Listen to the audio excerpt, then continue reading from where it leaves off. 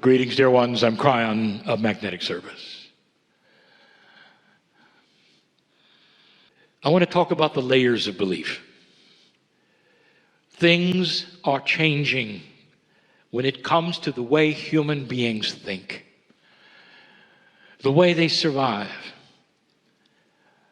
Let me talk about an old energy situation of belief. There's really two kinds of things in your life that will set up what you believe. And the first is what you've been taught. What did your parents tell you about the man in the chair channeling?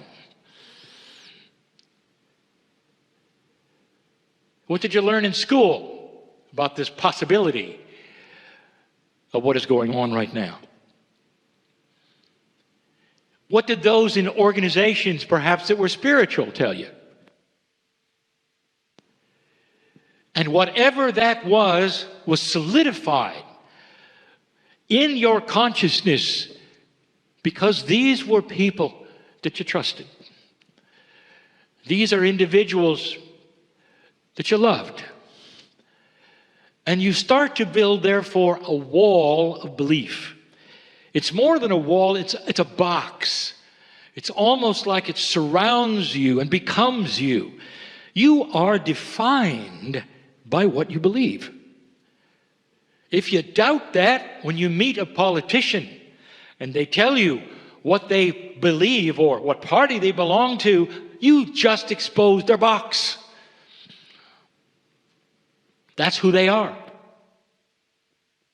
And so this box of belief becomes you. But dear ones, in an old energy, you have to do more than put it in a box. You've got to make it a castle. The walls have got to be strong so no one can chip it down.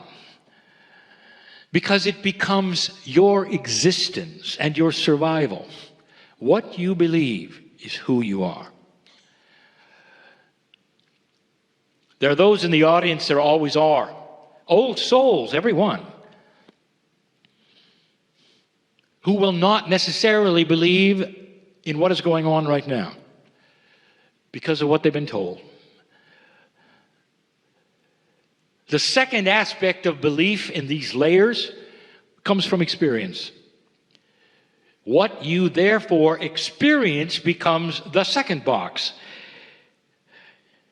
Some even say it's a concentric series of boxes, that there are many layers, boxes within boxes. First, that's what you've been told, and second, what you experience, and it all comes together to shape you. And in an old energy, dear ones, you count on it. You go from place to place, and this is you. Dear one, with what you know about compassion and about God, with what you actually perhaps have experienced, what happens when you share that with somebody with a strong box? They'll walk the other way. They won't say, well, that's not what I believe, but it's interesting. Tell me more. Instead, they will shut you out because you are therefore a threat to their survival in their box. It's an old energy attribute that is human nature. It's the way civilization works and how it competes for resources. It surrounds itself with itself. Make sure that nobody else can get in and competes. Dear ones, this is starting to change. Well, Cryon, what happens when somebody is converted to another thinking? Isn't that changing the box? Oh, dear ones, what it is you got out of one box and you got into another. And in the process, you lost a lot of friends because their box and your new box, they don't get along.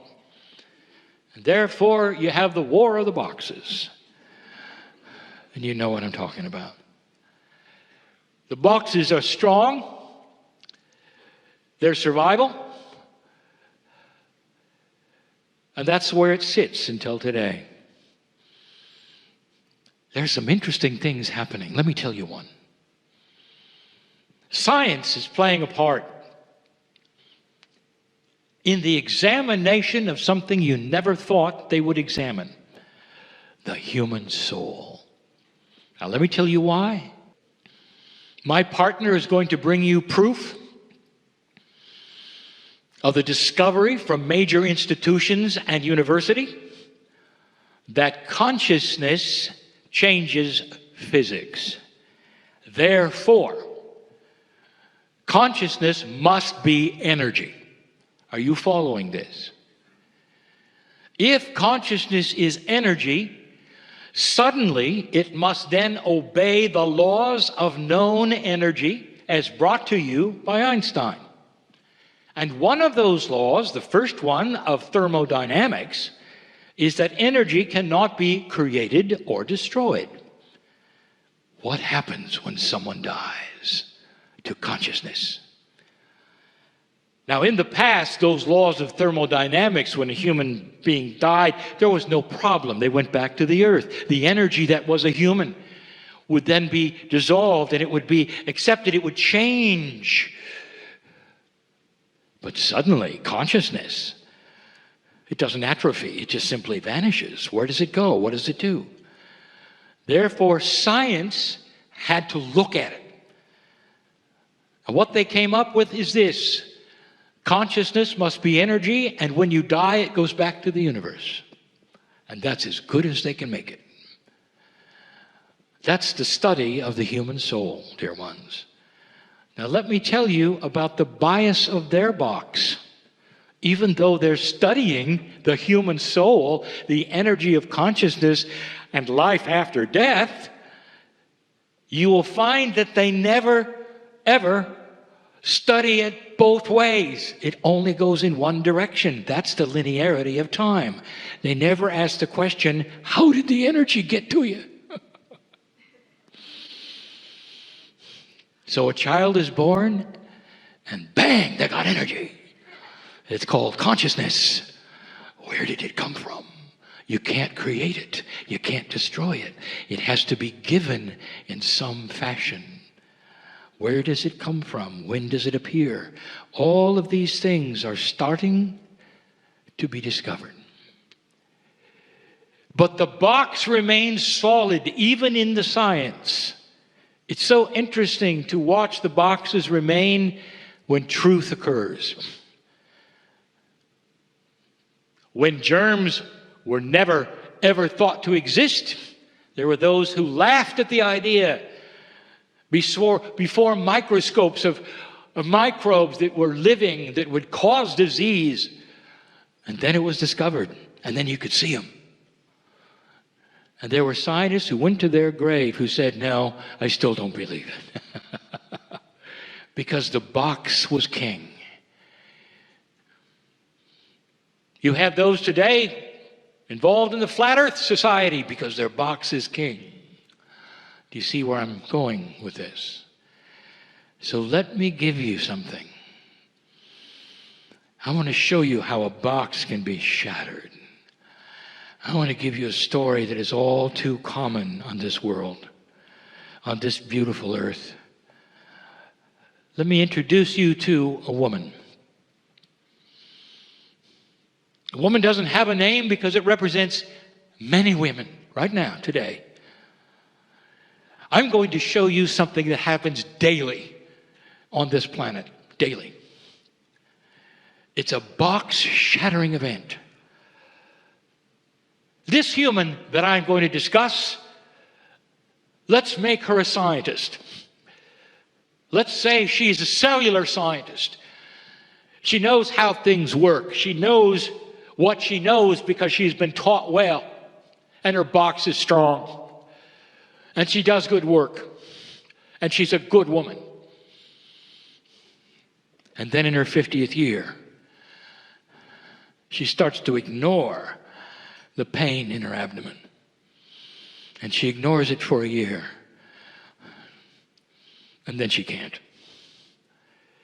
And by then it's too late. And when she goes and discovers what it is, she's given 3 months to live. It's everywhere. The disease is everywhere.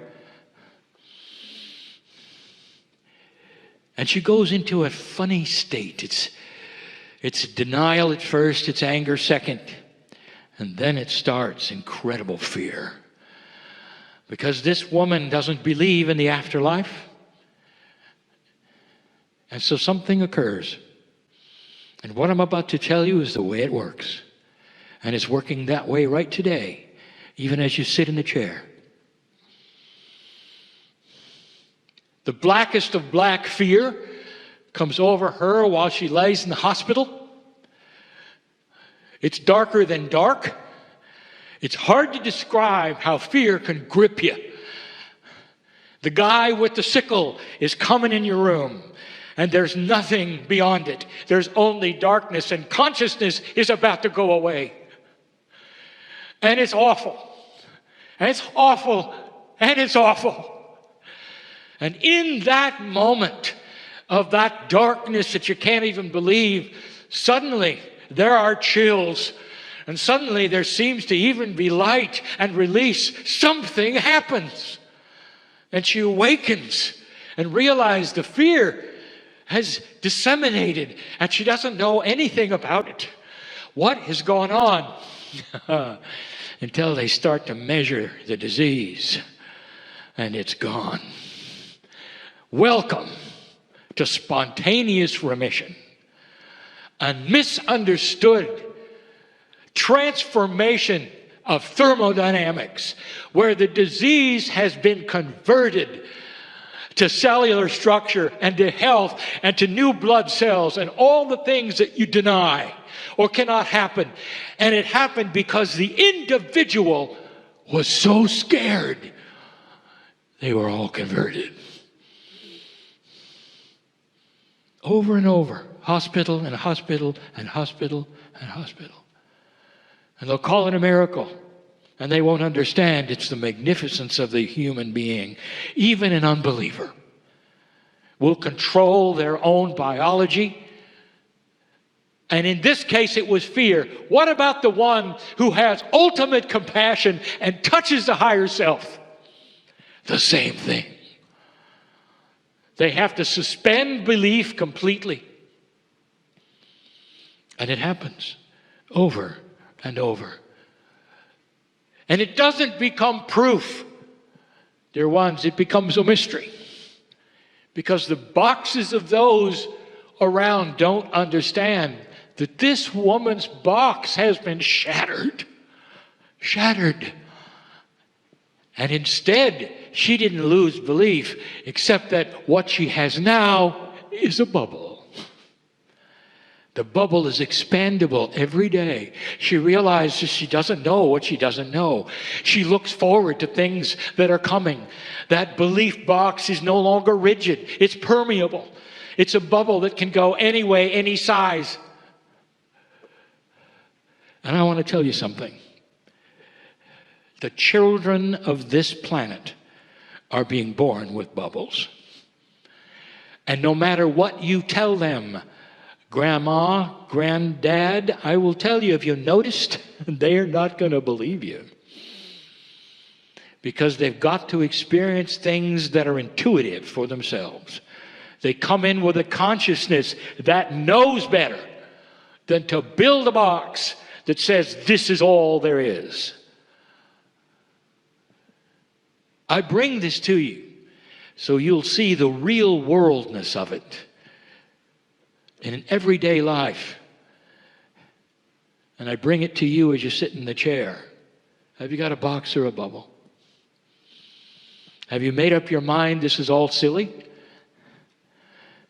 Or perhaps, just perhaps, you can keep your belief, but put a semi-permeable membrane in your bubble so it can go both ways, to you, to others.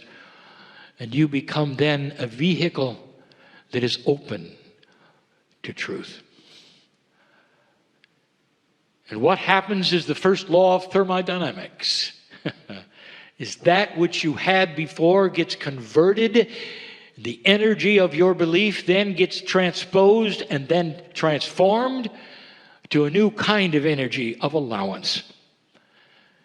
And rather than you believing, you allow. And that allowance creates a human being that is open to being healed themselves. To the idea of epigenetics, where cells are all listening to the consciousness of your body. It goes way beyond this, dear ones. You can keep yourself alive longer. You can start youthing. You can do all of these things because you're magnificent. Have you heard this before from Cryon? I told you, I go all around the world with my partner. I give the same message. Enablement, beauty, compassion, and oneness will create peace on earth. And so it is.